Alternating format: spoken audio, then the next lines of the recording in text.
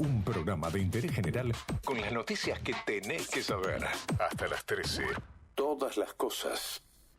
Mañana jueves, a partir de las 19:45, en el Cine Gomón, en la Sala 1, se va a proyectar y se va a estrenar, obviamente, Reconquista de Scalabrini Ortiz, un documental que habla sobre o repasa la historia de este periódico llamado justamente Reconquista, editado y publicado por Scalabrini Ortiz allá a fines de la década del 30, a principios de los 40, digo, como para ubicarnos en una línea de tiempo por aquellos años. Para charlar un poco sobre el documental en particular, pero también sobre la vida de Scalabrini Ortiz y quién fue, estamos en comunicación telefónica con Ariel Martínez Herrera. Él es director y guionista de Reconquista de Scalabrini Ortiz. Ariel, acá Jimena y Diego te saludan desde Radio Sí. ¿Cómo estás? Buen día.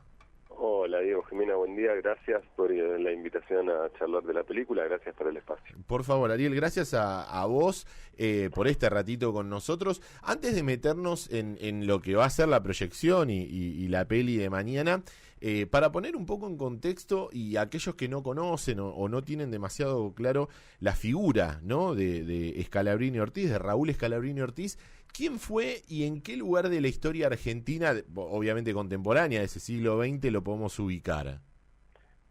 Bueno, es que mucha gente conoce la calle, ¿no? La estación de subte Scalabrini Ortiz se hizo famoso por eso, pero Scalabrini Ortiz es un escritor principalmente. Él empieza como escritor publica un libro de cuentos y después publica un ensayo que a mucha gente le suena el nombre, se llama El hombre que está solo y espera.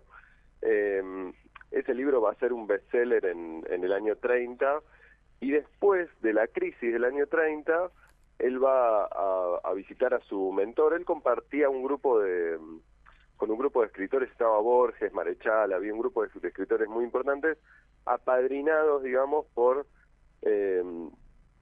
¿cómo se llama? Es que, bueno, no me sale el nombre del mentor, me olvidé. No pasa nada. Pero compartían un grupo literario, y él le va a preguntar si debería seguir en la literatura, digamos, a su mentor, o dedicarse a la investigación política, porque en la crisis del 30 lo que él empieza a ver es que somos un país muy rico que sin embargo tiene mucha gente pobre.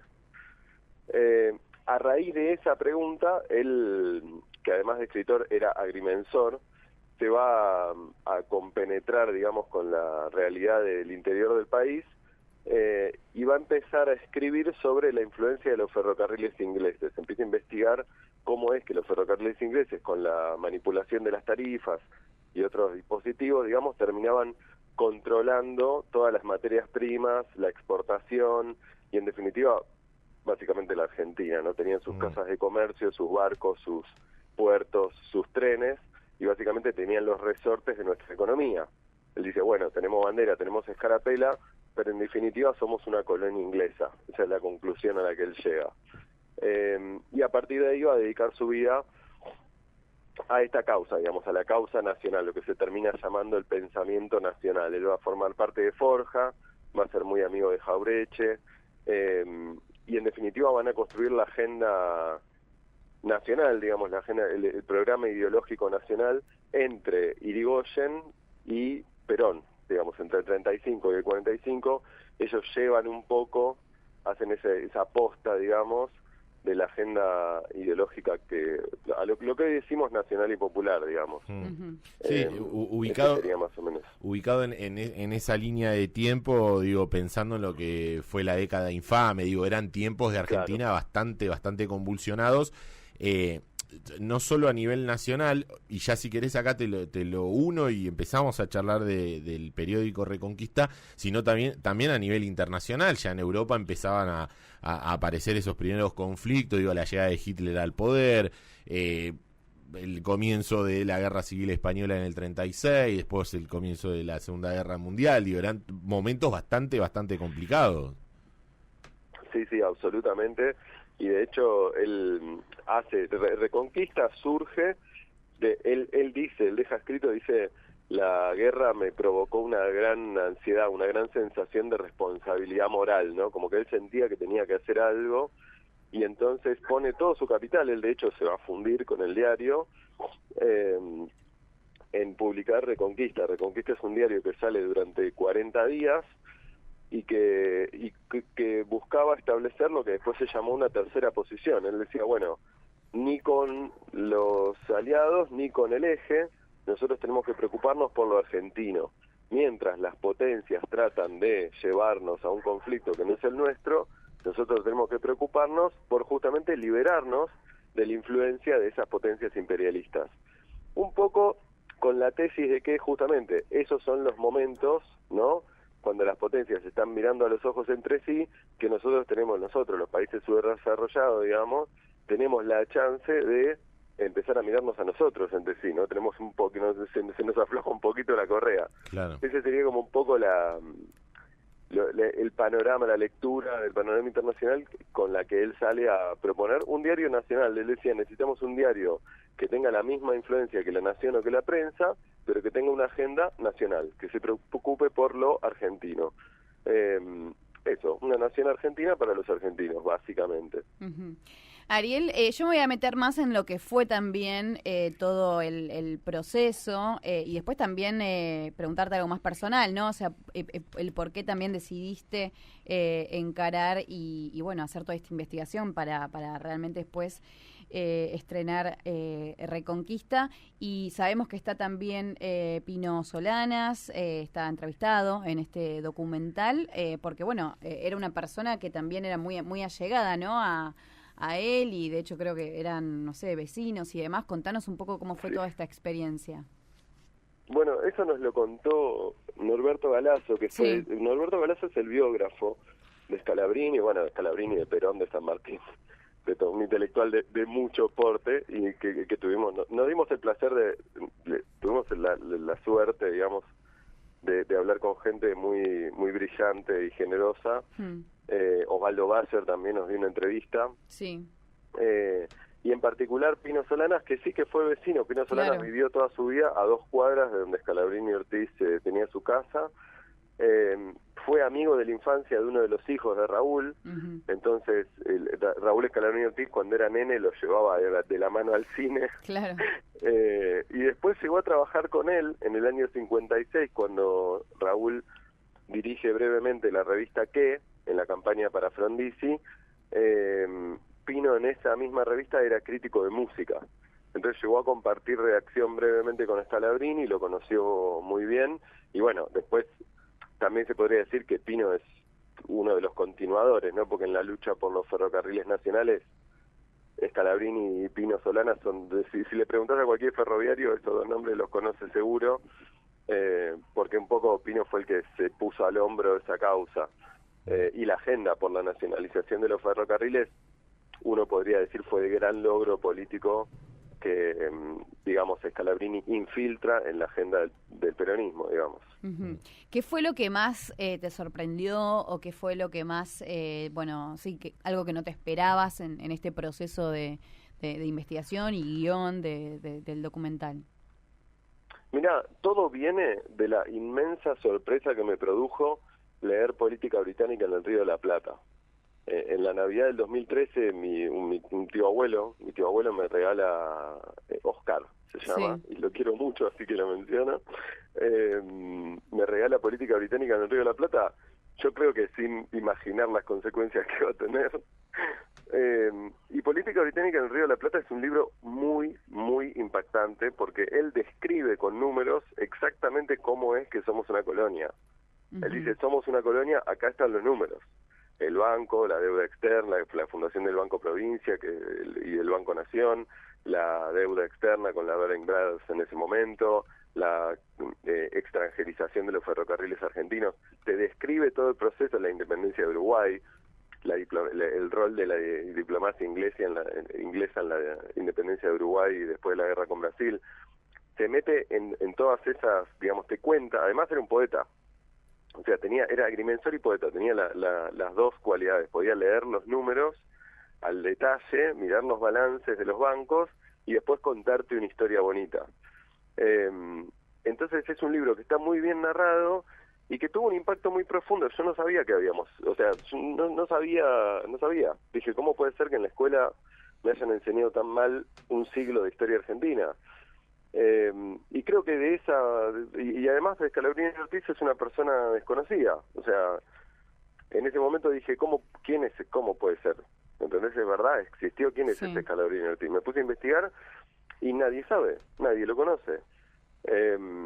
A él y a tantos otros, digamos, después, hablando con Galasso tiene una colección editorial sobre 20 autores, 20 intelectuales, que él describe como los malditos, gente que sistemáticamente desaparece de la historia. Pero para ponértelo en el ejemplo de Raúl, él fue una figura pública. Hasta 1956 él dirigió la revista ¿Qué? No está registrada su voz, no hay fotos, no hay imágenes filmadas de él haciendo nada en público. No hay archivo de su voz, por ejemplo, su voz no quedó grabada. La única imagen fílmica de Raúl Scalabrini Ortiz es la de él jugando con sus hijos, un archivo familiar. Todas las fotos que nosotros tenemos de Raúl Scalabrini Ortiz son de su archivo personal, del archivo de la familia, en particular quien fue su compañera, Mecha Comaleras, quedó como un poco a cargo de su archivo, de su biblioteca, de sus publicaciones después de su Qué loco esto de la voz, del registro. Sí, y ¿hay alguna explicación? Pues ya él vivió de época donde ya hay registros fílmicos, se grababa. Le hacían entrevistas en radio, él daba conferencias públicas. ¿Se sabe por qué o pasó algo en particular? Digo, ¿ustedes pudieron determinar por Mirá, qué? Yo te voy a decir lo que dice Galasso, que para mí es la voz más autorizada a decir lo que dice, que es que a esta gente se la desaparece de la historia, se la recorta, literalmente. Se la recorta quirúrgicamente y se la desaparece de la historia argentina. Claro. Y no es el único caso. Busquen la serie Los Malditos de Norberto Galasso. Él publicó 20 libros sobre 20 autores que desaparecieron de la historia. En algún momento chocan contra algún interés que no había que chocar y son recortados de la historia.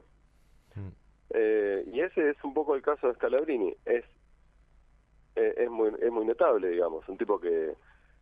él era una figura conocida, digamos. El hombre que está solo de espera fue un bestseller. No estamos hablando de alguien que hizo un panfletito o hizo una pintada callejera. Sí, digamos, o también famoso. Muchas veces pasa en estos casos, Ariel, que la trascendencia la toman después de muerto, ¿no? Entonces vos decís, qué lástima que cuando estaba vivo no tenía, no sé qué, la trascendencia o no era una figura pública y demás. Ya fallecido, obviamente, no se puede como hacer todo lo que se hubiese querido. Pero en este caso en particular, el vivo ya era una mega figura de la política argentina.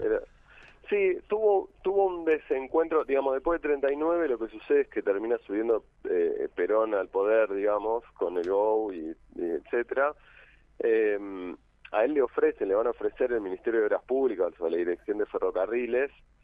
Él rechaza todos los cargos públicos y después va a tener una serie de intentos de publicar en ciertos medios que se los van cerrando. No sé a quién molestó en ese momento.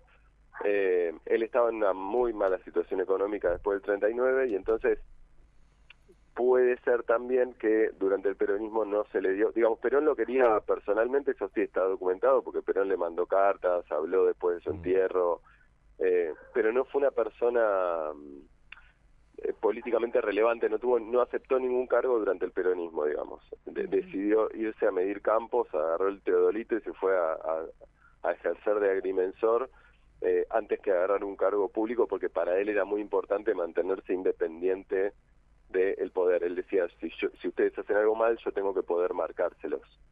Claro. Pero esa postura probablemente le haya costado un poco también, digo, para no hablar solamente de conspiranoia, pero lo cierto es que, bueno, que un tipo que daba conferencias públicas no haya quedado registrada su voz. Sí, es al menos llamativo. Sí, es muy raro. Ariel, ¿ustedes tuvieron la posibilidad, existen esos ejemplares de manera física, están en algún lado para consultar? Sí, y de hecho voy a hacer una recomendación muy bonita. La biblioteca personal de Scalabrini Ortiz fue cedida por la familia a el gremio de los ferroviarios, y los ferroviarios le construyeron a medida, en madera, muy hermosa, una biblioteca que está encima de una de las entradas de la estación Retiro, mirando de frente hacia la Torre de los Ingleses. justo arriba de donde se hizo el acto por la nacionalización de los ferrocarriles. Es una biblioteca muy, muy hermosa de conocer, por eso lo recomiendo. Está abierta al público y nadie sabe que está ahí. Se entra por la esquina de Retiro, por ahí, por digamos, la oficina de ferrocarriles. Y ahí está el diario Reconquista. Hay dos versiones. Esa es una que también, curiosamente, se rescató. O sea, los ejemplares que tenemos de Reconquista son los que él tenía guardados en su biblioteca personal. Claro. ¿Me entendés? Como hay algo ahí, hay algo de una destrucción sistemática. Él guardó sus propios ejemplares.